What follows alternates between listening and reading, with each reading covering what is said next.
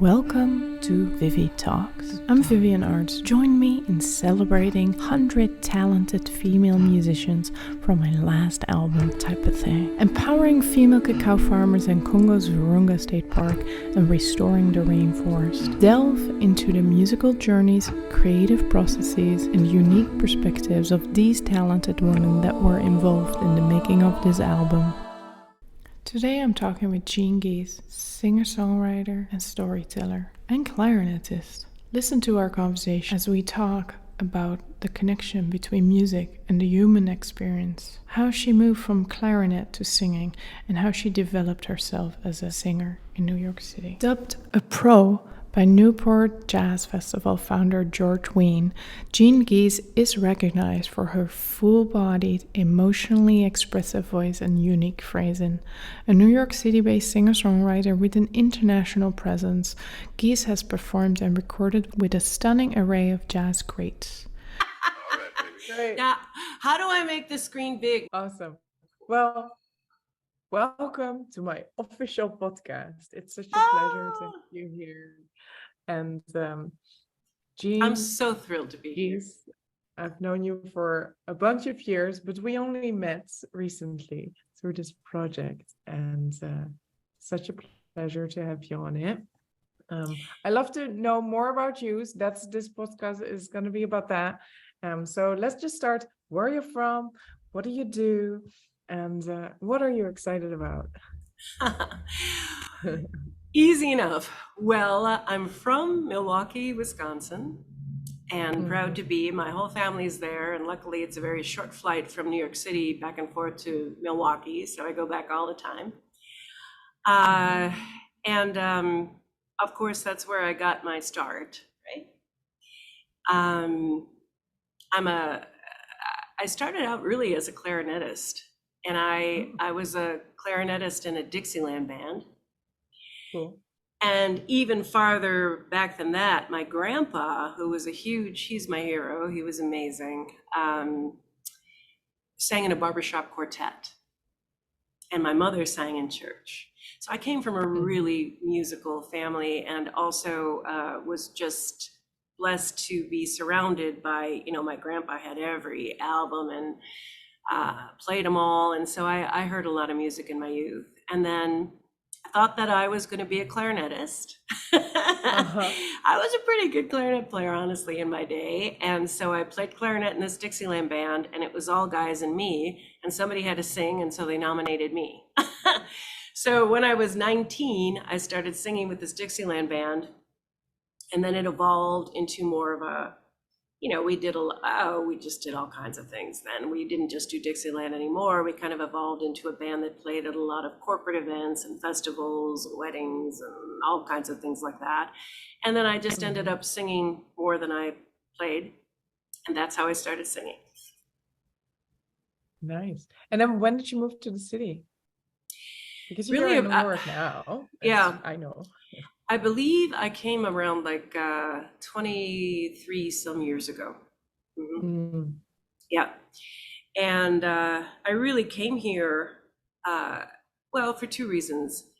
After my mother died, and she died very young, you know how you sort of lose your mind when you have that big loss? And I just somehow needed like a gigantic change. And one thing I did was I went skydiving. That worked, by the way. If anybody's never tried it, you should. If you ever want to just live on adrenaline for like a month afterwards, that's a good thing to do.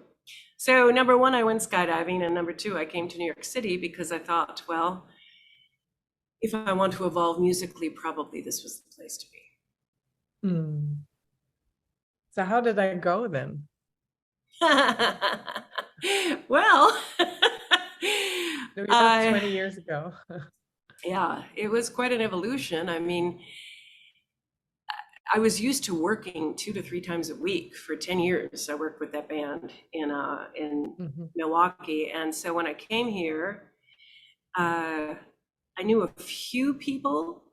I certainly knew Gerald Cannon, the bassist, who at that time was with Ra Hargrove, also from Milwaukee. Racine to be specific, he's from. And I said, I got to get a gig. And so what I did is I just invented my own gig. I just went around to some places, and I knew, for me, it's really important to perform live. It's just my life's blood. It's my passion. You know, of course, I still love being in the studio and doing other things, but I really need to perform live. So I basically just invented myself a gig. I think I went to some restaurant and just said, do you have music? No, we don't. Well, would you like some? And I did a lot of work early on with guitar players, because I really love, I just love the conversation between voice and guitar. Also, because from a practical point, most of the places I played were too small to have a piano or drums or anything else. And so I really did a lot of just vocal and guitar when I got here. And I was really blessed to just surround myself with a circle of fabulous musicians. Early on, I did a lot of work with Bruce Edwards. I did work with probably one of the finest 7-string guitar players, Howard Alden. And I did a lot of work with Joe Cohn, who we both know, and I still do to this day. And I think Joe Cohn is arguably, you know, one of the best guitarists on the face of the earth, and one of the best people. And I work with him still now, as you know. Yes, that's how I learned about you years ago. He's like, yeah, I played this album on, he played on your record. I'd love to learn a little bit, because you're into writing as well, right? You wrote a bunch of songs, and I'd love to learn a little bit about that, and about your creative process and your approach to composing and writing. Well, you know, I'm pretty eclectic as far as the music that I like, meaning that I was influenced by all that stuff. Like I said early on, my grandpa and my mom played, and that means, you know, Joni Mitchell and Peter, Paul and Mary and Paul Simon and Joan Baez, and then Suzanne Vega. I like words. So always for me, it's about words. Always it's about lyrics. And so as far as my creative process goes, normally when I write, it's words first, and then comes the music. The one exception to that was I was very lucky and blessed to get hired by Manu Laffer, a very prolific Brazilian composer. He was in New York City. He heard me one time with Howard, actually, and actually hired me to write the lyrics to his music, and then us to record it. And interestingly, that was like a whole new brain thing for me, because normally I always do words first, but it was somebody else's music. And so I'd start with like one word maybe, and then just take it from there. Like the music reminds me of say the ocean. And then I would just take that and write it to there. But in most of my life, the lyrics have always come first. A project very close to my heart. My brother Jamie and his lovely wife Sue have 3 adopted boys: Samuel, Gabriel, and Raphael. They're the loves of my life. And over the years, I wrote songs for each of them, but I never really recorded it or released it or anything. And so that's one of my burning passions right now. I'm going to be doing that within the next year. I wrote the songs a while ago, but I'm getting ready to record and release. And Sam, my baby, is now 27 and married to a beautiful lady named Vivienne, and has a wonderful 2-year-old named Liam. And he's named Liam James. James being my brother's name, Jamie, he goes by. And so now I've written a song for him. And so I'm going to, that's a project that I'm working on currently. Beautiful. So yeah, I cannot wait to hear them. I mean, I already heard one of the songs at one of your gigs quite recently. Oh, I think you did. That's right. Right? Yeah, I remember you talking about that. You know, one of the things too, because I know you and I, it's so funny, we met musically first and personally later, which is kind of cool and different and wonderful. I feel that you and I maybe share a little bit of the spirituality of the process. And one thing that I wanted to say to you and ask you really, if you experienced this, you know, in my younger days, when I just first started, you know, I would use the word perform. Okay, I'm performing. I don't love that word because performing to me means a distance from myself, like I'm projecting something. And when you ask about the creative process, what I've learned over lots and lots and lots of time is now, instead of a performance, what I know is the voice is a gift. There's no question about that. No question. My voice, I don't take any credit for it. It comes from somewhere else.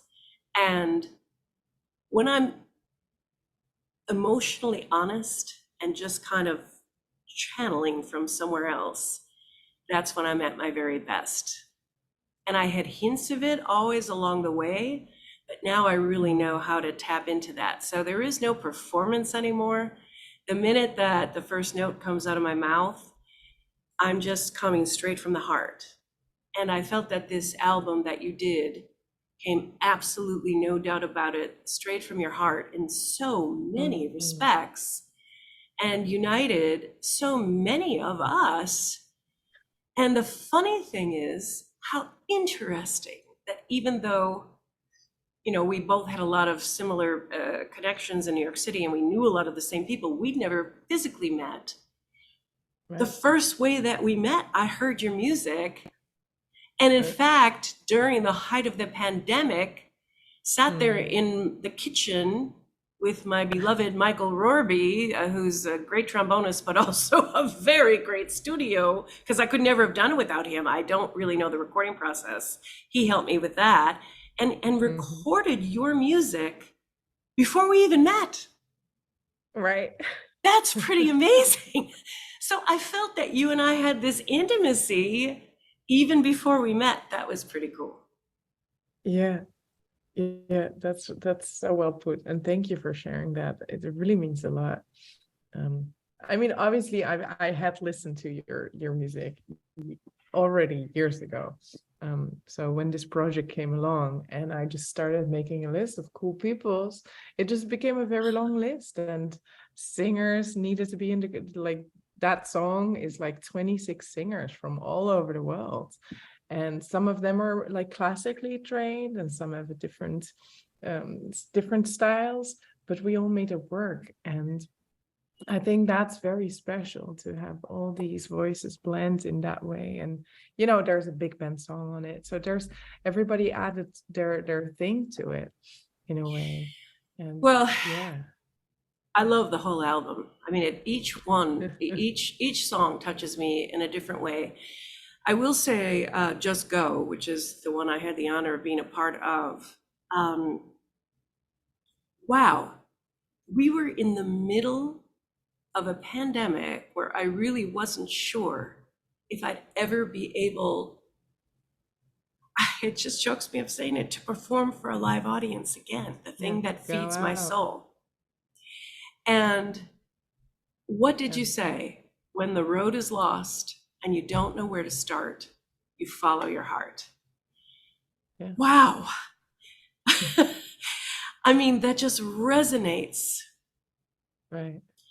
And, you know, here in New York City, we're all so busy, aren't we?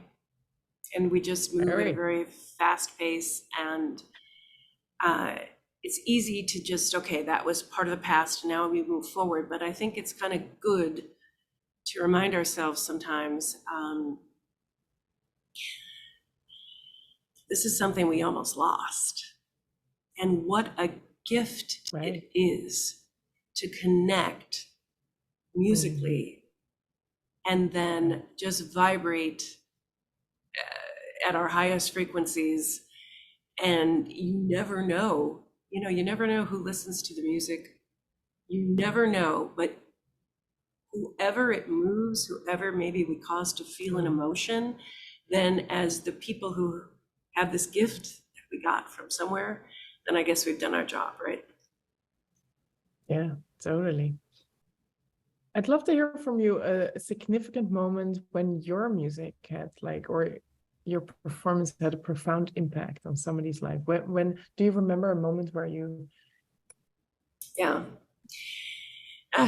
It's funny, I haven't thought about this in a long time. So I told you my nephews are named Samuel, Raphael, and Gabriel. And I have a steady gig at a place in New York City called Frankie Johnnies. And really so grateful to them. And also Keyed Up and Jazz Generation, by the way, who helped fund that gig, to have that. So I'm going to talk about something very recent. So there's a woman named Alyssa we don't really know each other that well personally, but she just kind of liked the music, and she comes a lot. Mm-hmm. And she recently got married and came last Friday to introduce me to her husband. And I did something that I haven't done in a while, but because I'm preparing to record this original music, I sang Gabriel. My song. So anyway, we just, we're trying it out. You know how that works, right? It's like chili in the pot. You kind of have to cook it. And it tastes okay the first day, but then maybe after you perform it for a while, it kind of starts to settle and the spices kind of coalesce and it gets even better. So I thought, let's just try it last week. And so I did, and I sang it, and I sang a bunch of other stuff. And now we're after the gig and everything's cleaned up, and I'm just having a drink with Alyssa and her husband, Robert. And she said, I really like that original song that you did. And I said, well, it's called Gabriel after my nephew. And she said, well, I know that you don't know this, but I had a son, Gabriel, who passed away. Oh, wow. And she said, and then she just started to cry. And she said, it was just no accident that you chose to sing that song tonight. Oh. And I guess that's, no matter where I sing, whether it be the teeniest venue in the world or on a gigantic stage, you never know who's listening. And I treat every gig like it's Carnegie Hall, because to me, every opportunity to sing with musicians, like the caliber that I get to sing with here, is a gift. And you just never know.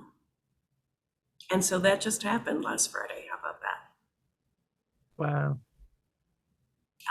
I mean, there's been many moments in my life where maybe I didn't expect. It's always the unexpected, isn't it? It's where somebody, I'm sure you've had this happen, where somebody from the audience comes up and says, you did this one thing and this song meant so much to me. And how would you know? But that's our art, isn't it? Yeah, it's like synchronicity. Exactly. Yeah. And the vibration, and it's the beauty of music. I mean, it's never know. Being open to that, right? Yeah. Exactly. And one of the reasons that I love, I guess, so much guitar is because it's so intimate for me. I had, we lost Jack Wilkins in February, and he was just not only one of the greatest accompanists, but just a dear friend of mine, because we played together so often through the years, and we had some great road trips, and I just loved him. Great loss. Just a great guitarist. And I guess what I learned from Jack, he always wanted me to sing I mean, you know, we did a lot of jazz standards, but, you know, he would say, oh, I want you to sing this Carpenter's tune. I want you to sing this, you know, Beatle. He liked pop tunes. And he and I, when we did it, we'd have a very interesting conversation, and it was never the same. Mm-hmm. And I guess I hear that in your music. When you did the tune with the cellist, holy man, right? It's this intimacy. It's like you have a fabulous, beautiful conversation where passion meets passion. I think that's one of the greatest things about music. Yeah, to have that conversation on stage or just within the music. Yeah, it is about a conversation, right? Music is communication, because that's the way to connect. Yeah. And although we do so many wonderful things in the studio, and that's a cool process because you're communicating with the musicians. That's why I circle back again to, oh, what a great gift it is to sing in front of an audience and feel that energy go back and forth, because of, as you know, you can do the same song 20 different times, and with 20 different audiences, that song is going to be different. Because it's a different energy, and that's one of the things I love about the creative process. Yeah. I'd love to learn a little bit about education. Well, what advice would you give, like, aspiring women or male musicians or that are just starting out? And I mean, you teach, right? You do master classes and stuff. Yeah. You know, I have an interesting experience. For the last, I guess, 10 years, I teach this workshop in Bolzano, Italy, right? And it's run by this great luthier. It's a guitar vocal workshop, and it's run by this great luthier, Stefan Sontag. And the other two tutors at this point are Bruce Foreman, great guitarist, and Paolo Morello, incredible German guitarist. And it's so fascinating when I do this workshop, because the majority of the students are not American. They're from all over Europe. And they come from a different background. Right. And a lot of them enter the course thinking it's all going to be about theory. And what I do is that every single day they get up and sing. Every single day. Because my philosophy with teaching singers is that you got to sing. You can read all about it. You can listen, can, which is all important. But the way to learn how to sing is to sing. And to sing and to sing and to sing. And then what I'm able to do, I do have my particular education. I have a degree in speech pathology. So I did study voice and the mechanics of voice and all that. And so, you know, besides the technique of jazz singing, I'm able to hear if they're doing something, you know, in the production of voice that maybe could be a little slight shift here or a slight shift there. But I believe that the best thing for any singer who wants to sing is start. Find yourself a great accompanist, you know, maybe another student, either a pianist or a guitar player, get together on a regular basis, find your keys, find the tunes you like, see what works and what doesn't. And if you feel like there's a stop in the flow, then get yourself a vocal coach. But anybody who wants to sing should begin. Just do it. Oh wait, isn't that the theme of that song? Just go. Just go. Just go. Just do it. Honestly, that's really what I believe. You learn by doing, you learn by doing, you do it, you do it, you do it. You surround yourself with musicians who are better than you. That's what I did. I just went when I started singing, and I really didn't have any kind of education in it, I had musical education because of clarinet, but not really in singing. I found myself the best jazz musicians. I shouldn't just say jazz. I found myself the best musicians that I could, surrounded myself with them. And the ones who liked vocalists, I stuck with, and I just sang and I sang and I sang and I sang, and eventually found my way. Yeah, that's amazing. Because of all these women in my project, I want to ask you the question, have you faced any stereotypes or biases being a female musician, or how do you challenge or overcome them? Interesting question. I would say this. I would say that when I first started, which was a while ago, singers didn't necessarily have the best reputation with the great musicians. I don't know if that had to do with female or just singer, but I did tend to be the only female in the group. I did tend to look, most of the great musicians that were known to me in my circle. And I guess I would say this.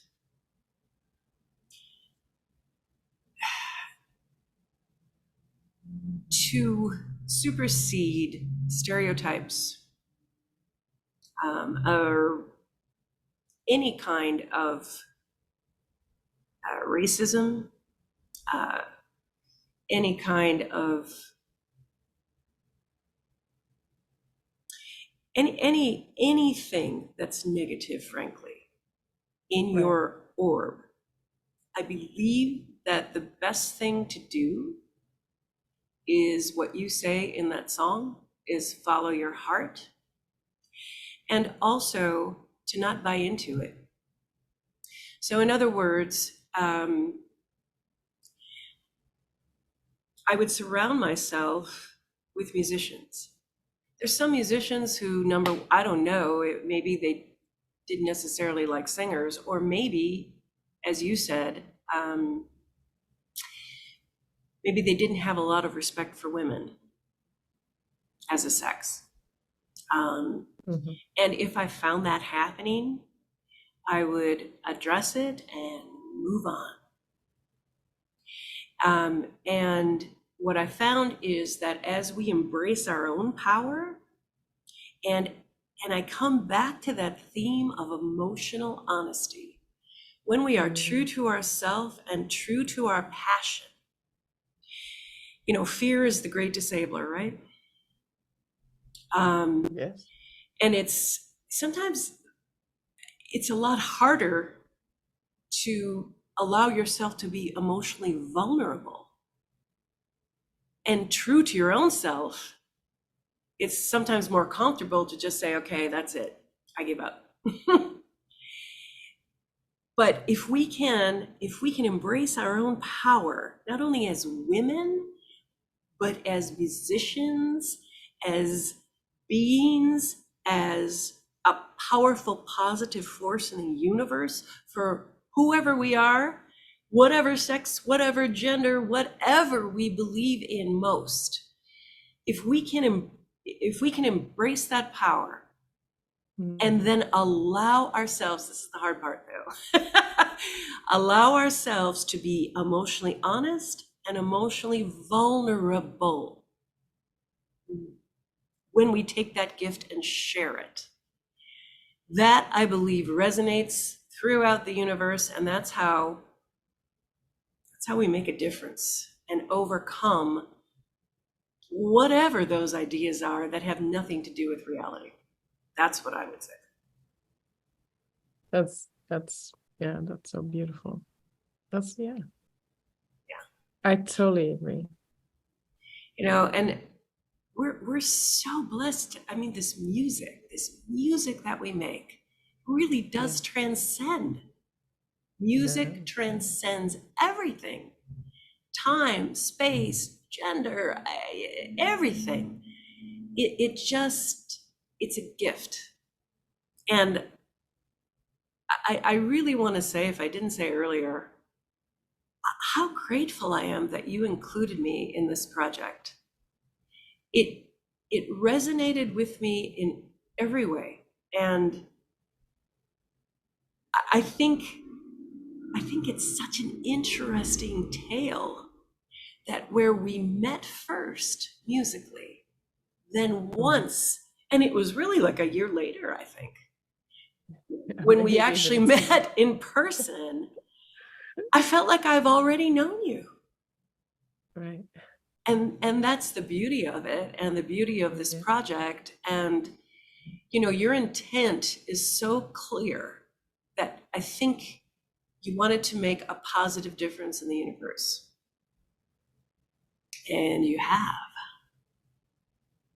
And I'm so grateful to have been a part of it. Thank you. Thank you. It's just amazing that we're connected now, and you know. Well, I feel that this is only the beginning, dear heart. That's right. I think there might be dinners. And I feel like now that we're connected, you know, the possibilities are endless. I really do feel like that. I would love to do more work with you. You know, I'm known as a jazz singer, but really I'm very eclectic in my taste. And, you know, listen, I just want to sing. I have a couple projects going. I'm doing a jazz project with a great guitarist, Paulo Morello. We started it here, but we started it prior to, we started in 2019. And then of course, everything went awry. And we're gonna finish it next year in Berlin. And that's one thing. Awesome. But I also, I'm doing a kind of a folk album with a guitarist singer named David Hurdley. He's out of Canada. Peter Stamfel, who's kind of this, I don't even know what you'd say, avant-garde, let us say, has approached me to do a couple things. There's a Brazilian guitarist, Sandro Albert, great guitarist, who's taking me completely out of my comfort zone. We're doing sort of an original project. I think, like you said about, we don't want to be narrowed by stereotypes. I think sometimes labels are limiting. I'm known as a jazz singer maybe because how I sing and how I phrase and how I do, and I'm proud to be known as that. I just want to make music, man. I just want to sing. I want to make good music. That's my mission and my passion. Yeah. And my joy. Yeah, I don't like to be boxed. Obviously, yeah, I grew up listening to jazz, and then I got a jazz education, and I was doing a lot of Ella Fitzgerald, and but if I compose, I write the songs that just come, and sometimes they're jazzy, sometimes they have jazz chords, but yeah, they could be. And then in this album, obviously, my arrangers took my songs to a whole different place. So yeah, I don't think we need to label, because that only creates more distance from people.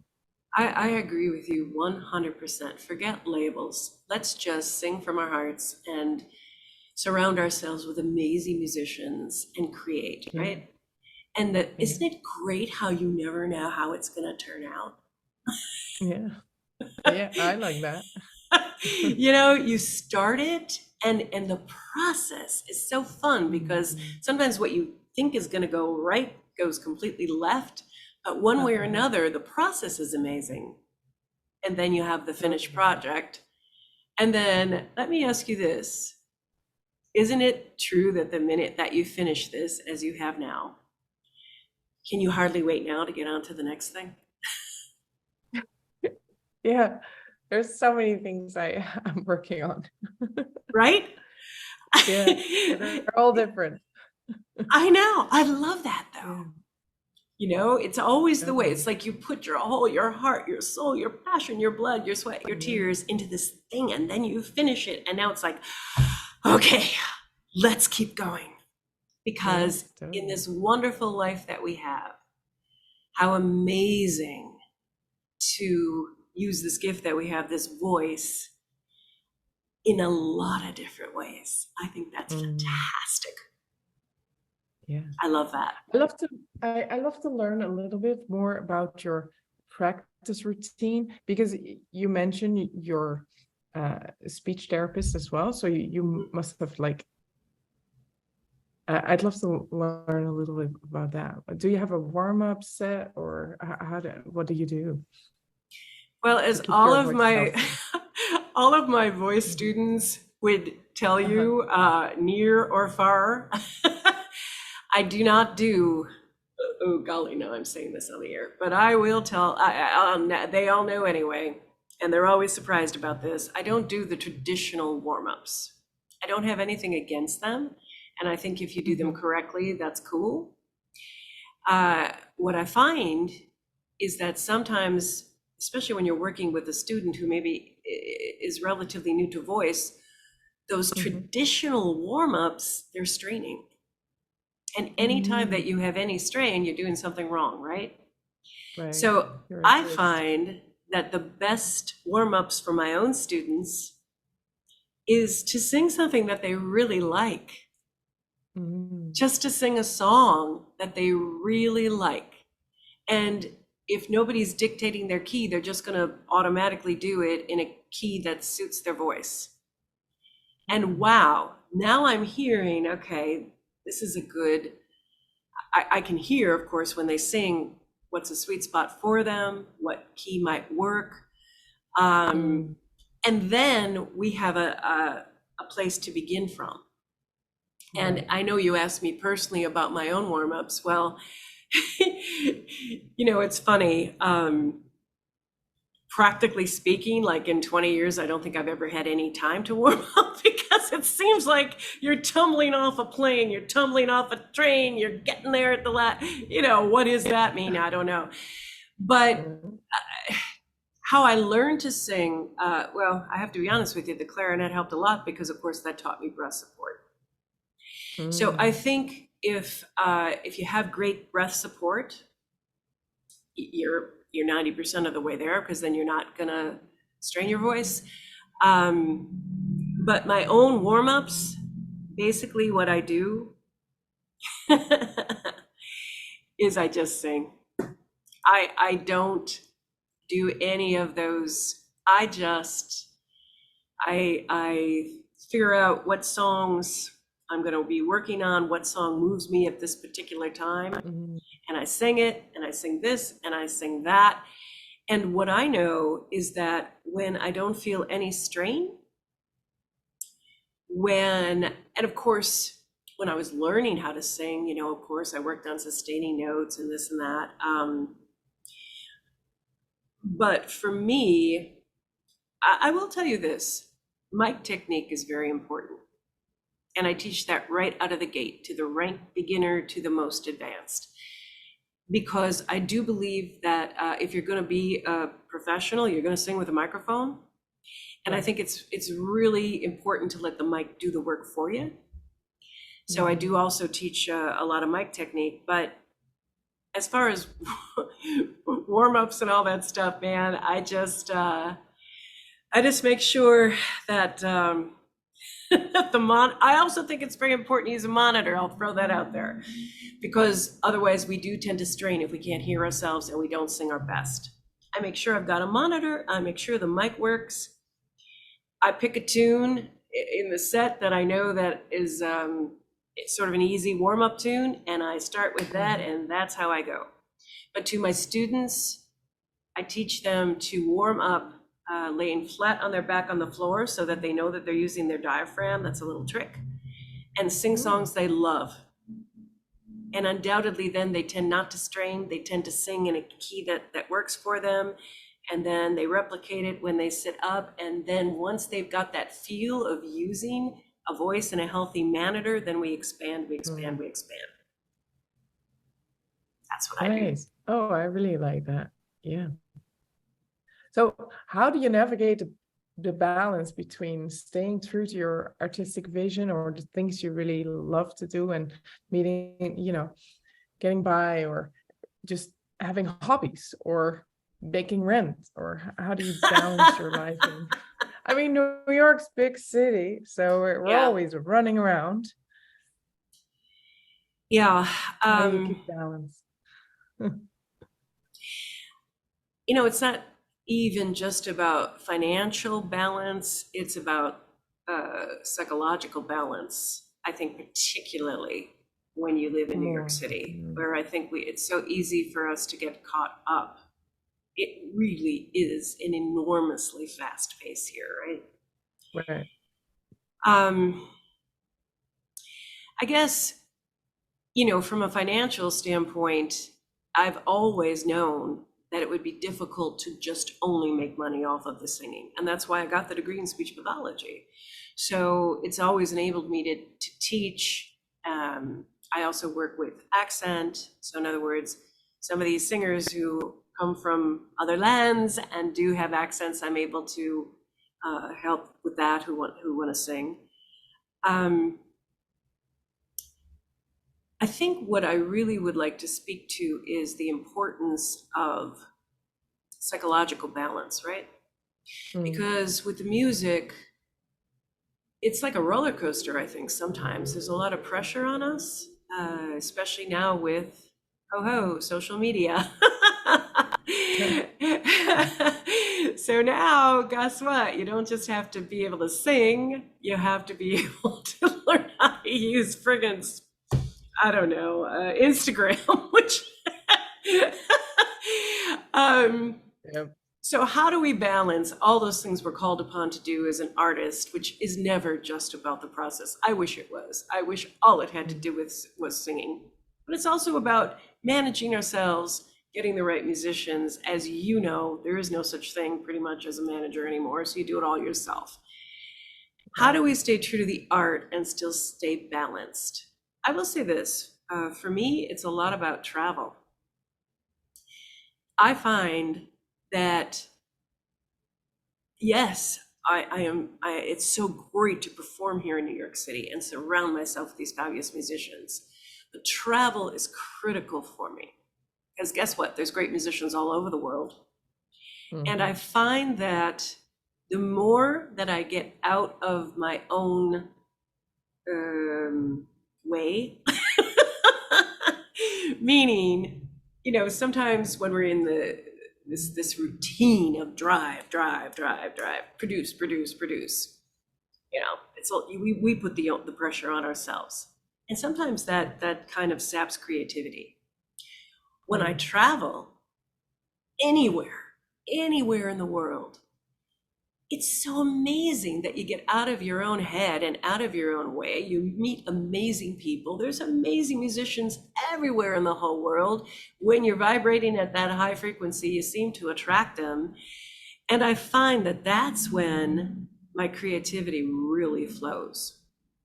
So I recommend making travel a priority, because it's amazing when you get out of your regular routine, how it tends to jumpstart, and then you never know who you're going to meet, what music you're going to create.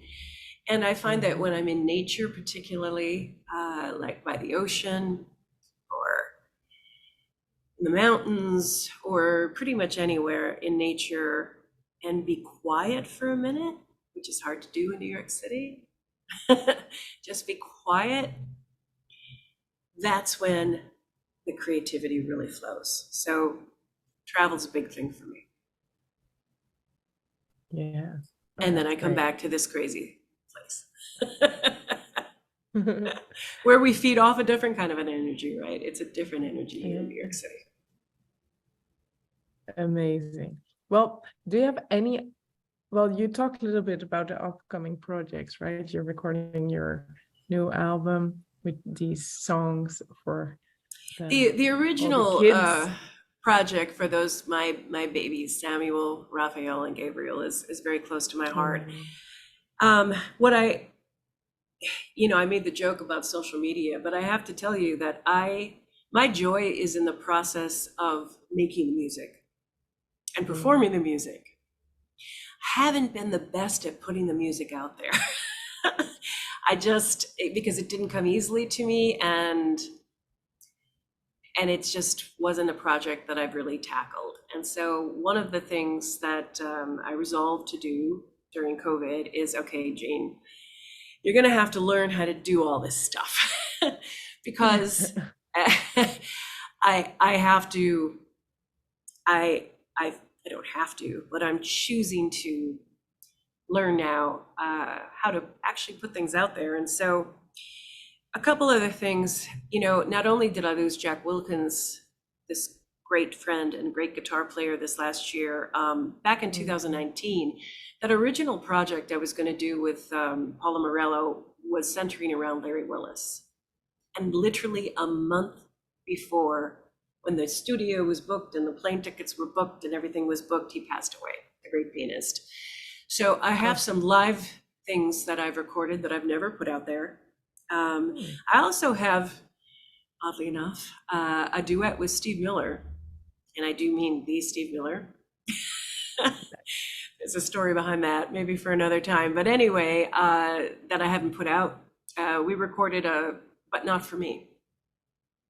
Nice. And it was in his basement that we did it with his great producer, and it was a whole lot of fun. We did it with the great guitarist Howard Alden.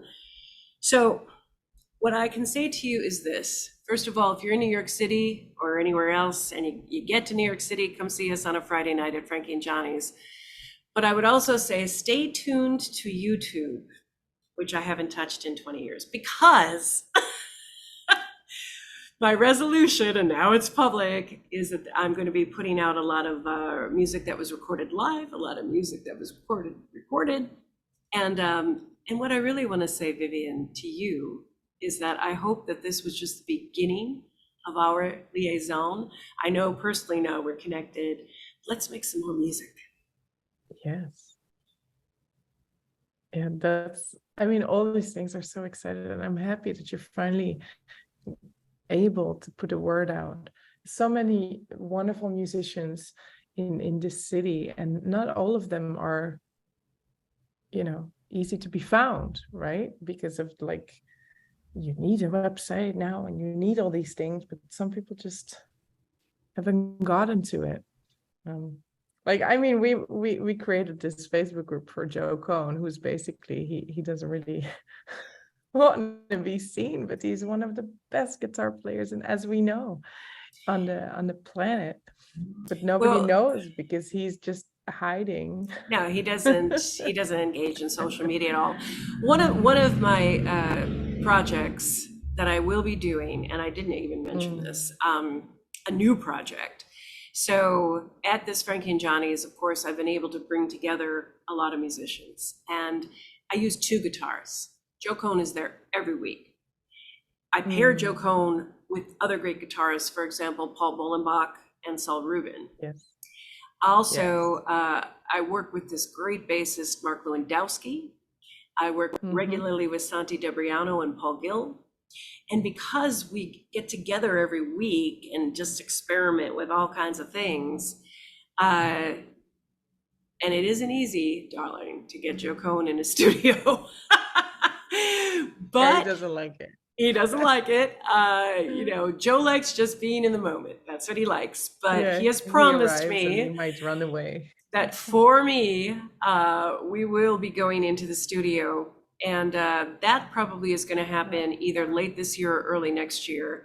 And yes, I am going to have Joe Cohn and all these other guys that I mentioned, and we're going to do a recording together, because we got together really after the whole COVID. That's when I think that all of us really embraced the importance, oh my goodness, the blessing of being in the same room with each other and really sharing that energy. None of us will ever take that for granted again. Right. ever. And so we feed off the energy of each other, we feed off the energy of the audience.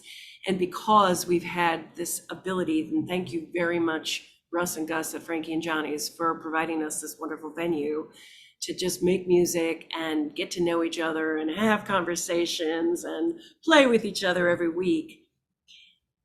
Now we're ready to record, and Joe has promised me that yes, he will make an appearance in the studio. And you're right. You know what, Vivienne, it is important to share this with everybody. And so, yes, you heard it here first. And if I need help, I'm calling you. That's fun. Because you're really good at this. Vivienne, you're number one on my speed dial. Can I just don't, can I, what now? Yes, you're going to be my first call. How about that? Oh, great. No, it's you know, the world needs to see what everybody's doing. Yeah. But you're right about that. You're right about that. And that's part of the vulnerability, isn't it? Yeah, I guess so. Yeah. Part of allowing oneself to be vulnerable is to be willing to expose oneself on social media. And if I reframe the paradigm that way, then I will say to you, Vivienne, you are such an inspiration to me. You really are. And okay, I'm ready. Let's just put it all out there. Do it. Why not? Yeah. No, it's great.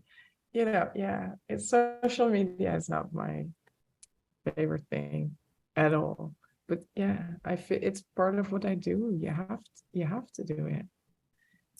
Right? You know, I think it's just reality. And I think it's like anything else, you know, there's the good and the not so good about social media. But what we do is we just take the parts that serve the greater good, and that's what we focus on. Yeah. And it's been a weakness of mine, you know, that I haven't put much out on social media at all. And now, yes, I'm going to have to make YouTube my friend. Yeah. So, okay, get ready. Yeah. And you'll be the first to know. I will let you know. Yeah. Awesome.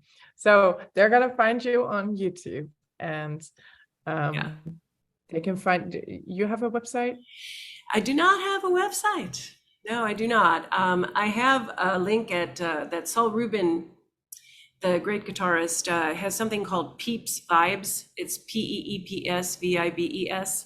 You can find a lot of my original music on there. He showcases artists and I mean also photographers, artists, and also lyricists and singers like myself. Nice. Of course, I am on Saul Facebook. Rubin's website. Nice. It's not even his website. It's just a page that he manages called Peeps Vibes. Yep.